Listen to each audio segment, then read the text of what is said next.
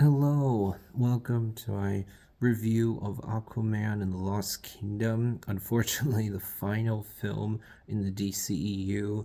It is sad to be sure that the universe is closing out with this film, which was clearly not written or shot to be the end of the DCEU. It's just a standalone Aquaman film that does nothing to close out the universe. Thus, unfortunately, the DCEU is ending on a whimper. But when it comes to the quality of the movie itself, I like this movie. I enjoyed it. Have issues with it, to be sure. I don't think it's fantastic, but I like it. It has good visuals. It's a lot of fun. I think there are well done action scenes. I think there's good acting. Overall, I like the story, though I will say that Black Manta's character is really underutilized in this film, primarily because most of the time he's just being possessed by this evil entity, and so he doesn't have much agenda in this movie because for the most part he's just serving someone else's agenda.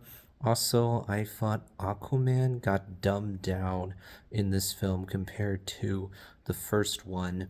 'Cause in this one, Aquaman to me feels more like that cool surfboarding bro that can't ever take anything seriously, that is just cracking jokes every 10 seconds.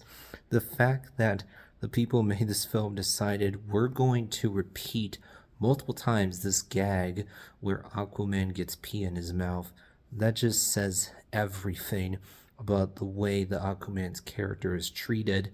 I don't think this is Jason Momoa's fault. I think it's a problem with the writing. I think that Jason Momoa is entertaining. He's clearly just having a ball playing this character, but the writing I don't think is as good as the first film. Now, when it comes to that question of how family friendly is Aquaman 2, it's not rated R, it's rated PG 13. It's not super violent or super graphic, though there are scenes that play out like a horror movie, not because there's a ton of blood, but just because of the way that they actually play out. Then there's basically a zombie army that we see at the end of the movie. So I wouldn't personally recommend that if you're a parent, you take your little kid to see this movie. I think whether or not you want to show like a 12, 13-year old, for example, is up to the parents' own discretion. I'd say this movie's fine for teenagers.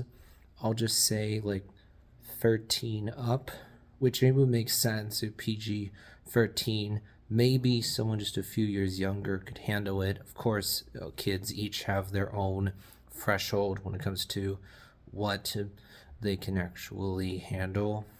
But that'll be it for now.